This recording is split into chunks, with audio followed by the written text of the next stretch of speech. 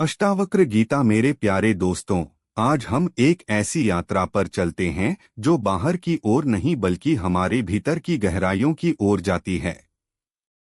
यह यात्रा है आत्मज्ञान की, एक ऐसी रोशनी की जो हमारे मन के सारे अंधेरे मिटा देती है।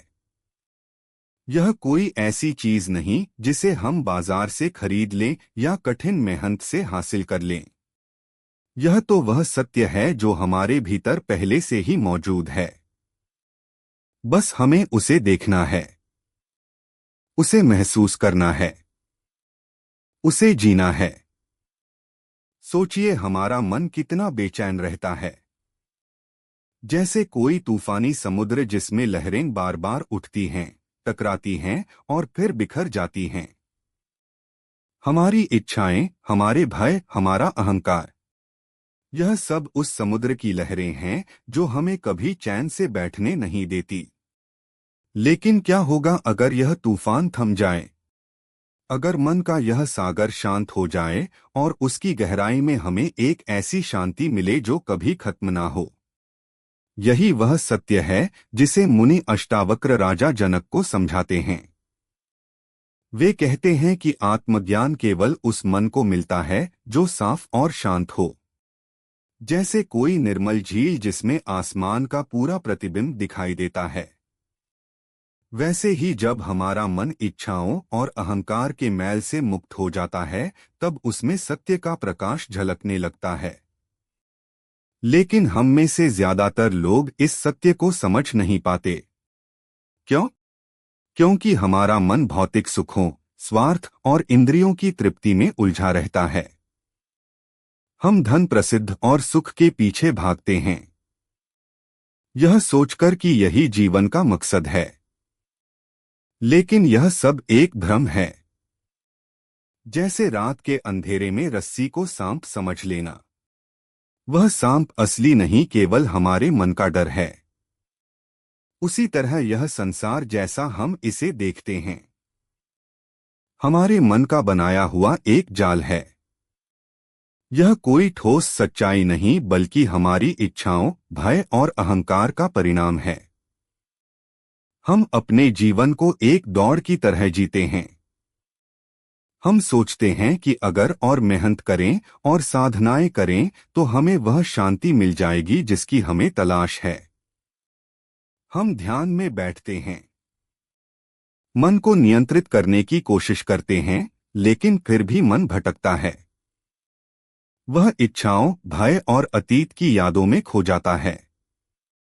यह ऐसा है जैसे हम एक चंचल बच्चे को पकड़ने की कोशिश कर रहे हो, जो बार बार हमारी पकड़ से छूट जाता है। लेकिन अष्टावक्र कहते हैं कि यह सारी मेहनत व्यर्थ है। आत्मज्ञान कोई ऐसी चीज नहीं जिसे पाने के लिए हमें कुछ करना पड़े। यह तो हमारा स्वाभाविक स्वरूप है। जैसे सूरज हमेशा आसमान में होता है, लेकिन बादलों के कारण हमें दिखाई नहीं देता, वैसे ही हमारी आत्मा हमेशा हमारे भीतर मौजूद है।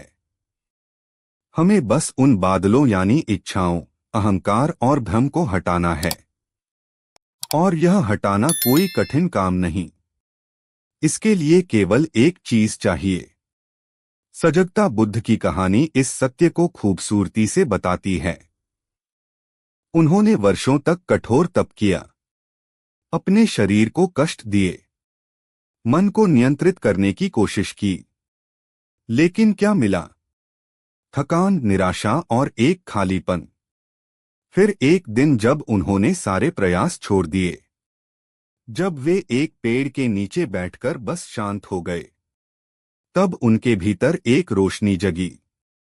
वह रोशनी थी आत्मज्ञान की। यह कोई बाहरी चीज नहीं थी जो उन्हें कहीं से मिली, यह तो उनके भीतर ही थी। बस उन्हें उसे देखने की जरूरत थी। यह कहानी हमें सिखाती है कि आत्मज्ञान कोई उपलब्धि नहीं, यह एक सहज अवस्था है जो तब प्रकट होती है जब हम सारी कोशिशें छोड़ देते हैं, जब हमारा मन शांत हो जाता है, जब हमारी इच्छाएं थम जाती हैं। तब वह सत्य अपने आप हमारे सामने आ जाता है। यह ऐसा है जैसे रात के अंधेरे में एक दिया जलाना। जैसे ही दिया जलता है, अंधेरा अपने आप गायब हो जाता है। वैसे ही जब हम अपने भीतर की सजगता को जगाते हैं, तब सारे भ्रम अपने आप मिट जाते हैं। ज्ञानी व्यक्ति वह नहीं जो अपने ज्ञान का ढोल पीटता हो। वह चुपचाप अपने अनुभव में डूबा रहता है। वह जानता है कि ज्ञान का प्रदर्शन करने से अहंकार जन्म लेता है और अहंकार आत्मज्ञान का सबसे बड़ा दुश्मन है। इसलिए वह अपने अनुभव को शब्दों में बयान नहीं करता। वह बस जीता है सादगी से, शांति से और पूर्णता में। ऐसा व्यक्ति बाहर से भले ही साधारण दिखे, लेकिन उसके भीतर एक गहरी शांति होती है। वह किसी गहरी नींद में नहीं बल्कि पूर्ण जागरूकता में डूबा होता है। वह जानता है कि आत्मा ही उसका असली स्वरूप है।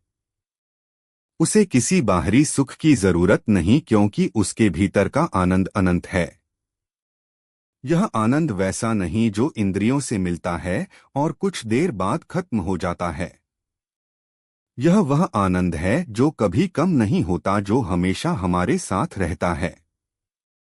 अष्टावक्र कहते हैं कि यह संसार जैसा हम इसे देखते हैं, हमारे मन का ही बनाया हुआ एक जाल है। यह कोई स्थायी सच्चाई नहीं। जैसे कोई स्वप्न जो सोते समय सच लगता है लेकिन जागने पर गायब हो जाता है, वैसे ही यह संसार भी एक भ्रम है। अज्ञानी व्यक्ति इस भ्रम को ही सच मानकर जीता है।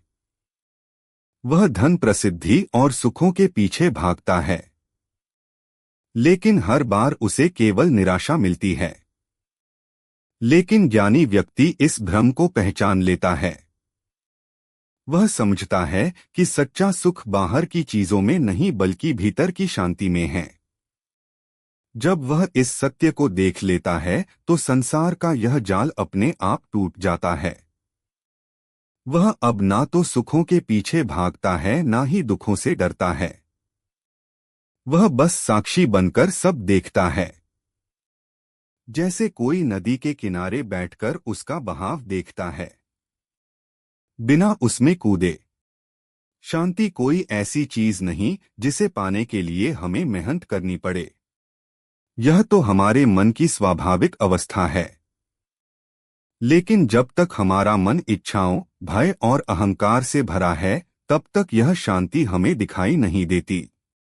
जैसे कोई तालाब जिसमें पत्थर फेंके जाते हैं, बार बार हिलोरें लेता रहता है।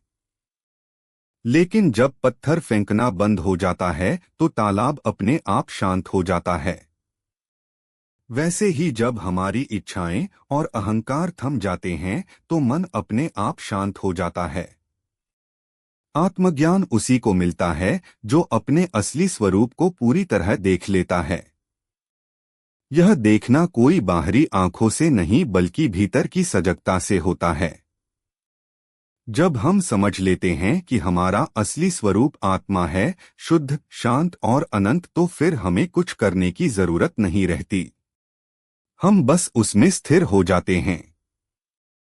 जैसे कोई नदी अपने सागर में मिलकर शांत हो जाती है। आत्मा कोई ऐसी चीज नहीं जिसे हम देख सकते हैं या छू सकते हैं। यह वह चेतना है जो सब कुछ देखती है, लेकिन खुद कभी देखी नहीं जा सकती। हमारी आंखें, हमारा मन और हमारा मस्तिष्क, यह सब केवल उपकरण है। असली दृष्टा तो हमारी आत्मा है। वह हमेशा मौजूद है, हर पल, हर सांस में। लेकिन हम उसे तब तक नहीं देख पाते जब तक हमारा ध्यान बाहर की दुनिया पर टिका रहता है। ज्ञानी व्यक्ति इस सत्य को पहचान लेता है। वह भौतिक दुनिया में नहीं उलझता। वह उस शाश्वत चेतना को देखता है जिससे यह सारी दुनिया प्रकट होती है।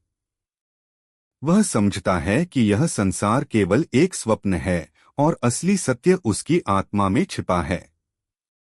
जब वह इस सत्य में डूब जाता है तो उसे कोई भय, कोई इच्छा और कोई दुख नहीं सताता। वह पूर्ण हो जाता है, शुद्ध, शांत और आनंदमय। मोक्ष कोई दूर का लक्ष्य नहीं, यह हमारे भीतर की वह अवस्था है जो हमेशा मौजूद है। लेकिन इसे पाने के लिए हमें एक छलांग लगानी पड़ती है। वह छलांग है भ्रम से सत्य की ओर, अहंकार से आत्मा की ओर। यह छलांग कोई शारीरिक मेहनत नहीं मांगती, इसके लिए केवल साहस चाहिए। अपने भ्रमों को छोड़ने का साहस, अपनी इच्छाओं को त्यागने का साहस और अपने असली स्वरूप को स्वीकार करने का साहस। जैसे एक शेर जो भेड़ों के बीच पलकर खुद को भेड़ समझने लगता है, लेकिन एक दिन जब वह पानी में अपना प्रतिबिंब देखता है तो उसे अपनी असली पहचान का एहसास होता है। वैसे ही हम भी अपने भ्रमों में जीते हैं, खुद को शरीर और मन समझते हैं। लेकिन जब हम अपने भीतर की आत्मा को देख लेते हैं तो सारे भ्रम टूट जाते हैं। हमें एहसास होता है कि हम सदा से ही भ्रम थे, शुद्ध, अनंत और पूर्ण। आत्मज्ञान कोई लंबी साधना का परिणाम नहीं, यह एक पल का जागरण है। जैसे अंधेरे में एक दिया जलते ही सारा कमरा रोशनी से भर जाता है, वैसे ही जब हमारे भीतर सजगता का दिया जलता है तो सारे भ्रम मिट जाते हैं। हमें कुछ बनने की जरूरत नहीं, क्योंकि हम पहले से ही वही हैं जो हमें होना चाहिए। हमें बस यह देखना है, यह जानना है, यह महसूस करना है। यह संसार हमारे मन का ही बनाया हुआ एक जाल है। जब तक हम इस जाल में फंसे रहते हैं तब तक हमें शांति नहीं मिल सकती। लेकिन जब हम इस जाल को पहचान लेते हैं, जब हम समझ जाते हैं कि यह सब एक भ्रम है, तो हमारा मन अपने आप शांत हो जाता है। हम उस सत्य में डूब जाते हैं जो हमेशा हमारे साथ था। मेरे मित्रों, यह अष्टावक्र का संदेश हमारे लिए एक पुकार है।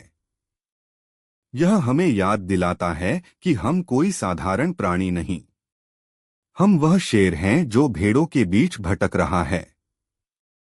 हम वह आत्मा है जो भ्रम के जाल में उलझी है। लेकिन यह भ्रम असली नहीं, यह केवल एक स्वप्न है जो जागते ही टूट जाएगा। आत्मज्ञान का मार्ग सरल है, लेकिन इसके लिए साहस चाहिए। हमें अपने मन की लहरों को थामना होगा, अपनी इच्छाओं को छोड़ना होगा और अपने अहंकार को मिटाना होगा। जब हम ऐसा करते हैं तो हमारा मन एक साफ दर्पण की तरह हो जाता है जिसमें सत्य का प्रतिबिंब स्पष्ट दिखाई देता है, और वह सत्य है, तुम ही ब्रह्मा हो। यह सत्य कोई किताब में नहीं लिखा, यह कोई मंदिर में नहीं मिलता, यह तुम्हारे भीतर है, तुम्हारी हर सांस में, तुम्हारे हर पल में। बस इसे देखो, इसे महसूस करो और इसे जी लो। यही आत्मज्ञान है, यही मोक्ष है, यही वह शांति है जो तुम्हें हमेशा के लिए मुक्त कर देगी। अगर आपको यह वीडियो अच्छी लगी हो तो आप वीडियो को एक लाइक करके हमारी चैनल ज्ञान धार्मिक को जरूर सब्सक्राइब करें। जय श्री कृष्णा।